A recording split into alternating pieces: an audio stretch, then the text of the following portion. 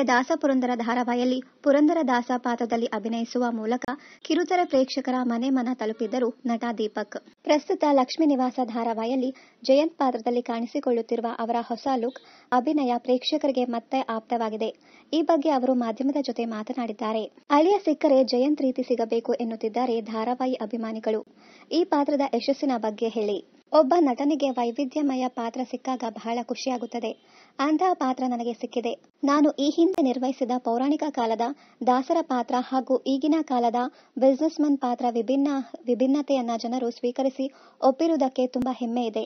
ಈ ಡೈನಾಮಿಕ್ ಪಾತ್ರ ಮುಂದೆ ಯಾವ ರೀತಿ ತಿರುವು ಪಡೆಯಬಹುದು ಎಂಬ ಕುತೂಹಲ ಕೂಡ ಪ್ರೇಕ್ಷಕರಿಗೆ ಹೆಚ್ಚಿದೆ. ನಿಮ್ಮ ಮುಂದಿನ ಸಿನಿಮಾ ಬಗ್ಗೆ ಹೇಳಿ.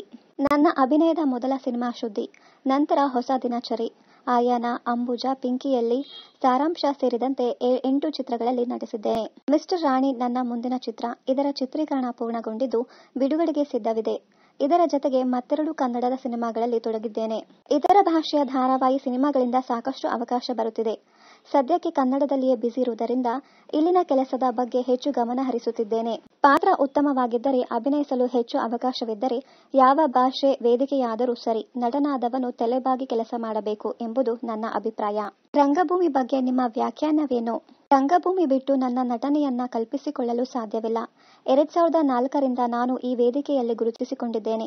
ಈವರೆಗೂ ನಾನು 50ಕ್ಕೂ ಹೆಚ್ಚು ನಾಟಕಗಳಲ್ಲಿ ನಟಿಸಿದ್ದೇನೆ. ಸಾಕಷ್ಟು ನಾಟಕಗಳ ನಿರ್ದೇಶನ, ನಿರ್ಮಾಣ ಮಾಡಿದ್ದೇನೆ. ಎಲ್ಲಿ ವೈಫಲ್ಯ ಉಂಟಾಗುತ್ತದೆಯೋ ಅಲ್ಲಿ ಕಲಿಯುವುದಕ್ಕೆ ಅವಕಾಶ ಹೆಚ್ಚಿರುತ್ತದೆ. ಎಲ್ಲವನ್ನ ಸರಿಯಾಗಿ ಮಾಡಿಕೊಂಡು ಹೋಗುವ ಕಟ್ಟುನಿಟ್ಟಾದ ಜಾಗದಲ್ಲಿ ಕಲಿಕೆಗೆ ಅವಕಾಶ ಇರುವುದಿಲ್ಲ. ಪ್ರಯೋಗಶೀಲತೆಗೆ ಒಡ್ಡಿಕೊಳ್ಳಲು, ಕ್ರಿಯೇಟಿವ್ ಆಗಿರಲು ಉತ್ತಮ ಸ್ಪಂದನೆ ಮತ್ತು ಅವಕಾಶ ಸಿಗುವ ಜಾಗವೆಂದರೆ ಅದು ರಂಗಭೂಮಿ. ನಾಟಕಗಳ ತಾಲೀಮಿನಲ್ಲಿ ಸಾಕಷ್ಟು ಸಮಯ ಕಳೆಯುವುದರಿಂದ ಪಾತ್ರದ ಆಳ, ನಿಕಟತೆಯನ್ನ ಅರಿಯಲು ಸಾಧ್ಯವಾಗುತ್ತದೆ. ಸದ್ಯಕ್ಕೆ ನಮ್ಮದೇ ರಂಗತಂಡ ಕಟ್ಟಿ ನಾಟಕ ಮಾಡುತ್ತಿದ್ದೇನೆ. ದ ಗುಡ್ ಡಾಕ್ಟರ್ ಮತ್ತು ಡಿವೈಡ್ ಪ್ಲಸ್ ನಾಟಕಗಳಲ್ಲಿ ಸಕ್ರಿಯನಾಗಿದ್ದೇನೆ. ರಂಗಭೂಮಿ, ಸಿನಿಮಾ, ಧಾರಾವಾಹಿ ಕ್ಷೇತ್ರದಲ್ಲಿ ನೀವು ಕಂಡುಕೊಂಡ ವ್ಯತ್ಯಾಸವೇನು?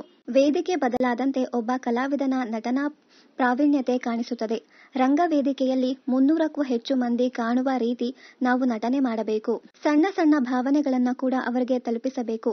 ಸಿನಿಮಾ ಮತ್ತು ಧಾರಾವಾಹಿಗಳಲ್ಲಿ ನಟನಿಗೆ ಕ್ಯಾಮೆರಾ ಸಾಥ್ ನೀಡುತ್ತದೆ. ಪ್ರತಿ ವೇದಿಕೆಯೂ ಅದರದೇ ಆದ ಮಹತ್ವ ಹೊಂದಿದೆ. ನಟನಾದವನಿಗೆ ತನ್ನ ಕೌಶಲ್ಯ ಪ್ರದರ್ಶಿಸಲು ಎಲ್ಲಾ ವೇದಿಕೆ ಒಂದೇ. ಯಾವುದೇ ವೇದಿಕೆಯಾದರೂ ಸರಿ, ಬಂದ ಅವಕಾಶಗಳನ್ನ ಬಳಸಿಕೊಳ್ಳಬೇಕು. ಪ್ರೇಕ್ಷಕರು ಸುಮ್ಮನೆ ಧಾರಾವಾಹಿ ನೋಡದೆ ಪಾತ್ರದ ಆಳ ಅರಿತು ಅದಕ್ಕೆ ಸ್ಪಂದಿಸಿದರೆ ಸಾಕು. ಒಬ್ಬ ನಟನಾದವನಿಗೆ ಇದಕ್ಕಿಂತ ದೊಡ್ಡ ಸಂತೋಷ ಇರುವುದಿಲ್ಲ. ಇಂಥ ಖುಷಿ ನನಗೆ ಸಿಕ್ಕಿದೆ. ಮುಂದೆಯೂ ವಿಭಿನ್ನ ಪಾತ್ರಗಳಲ್ಲಿ ನಟಿಸುವ ಆಸೆ ಇದೆ ಎಂದಿದ್ದಾರೆ ನಟ ದೀಪಕ್ ಸುಬ್ರಹ್ಮಣ್ಯ. ಇನ್ನಷ್ಟು ಕನ್ನಡ ಧಾರಾವಾಹಿ, ಸಿನಿಮಾ ಹಾಗೂ ಇನ್ನಿತರ ನ್ಯೂಸ್ ಅಪ್ಡೇಟ್ಸ್ಗಾಗಿ ಚಾನೆಲ್ ಅನ್ನ ಸಬ್ಸ್ಕ್ರೈಬ್ ಮಾಡಿ. Thank you.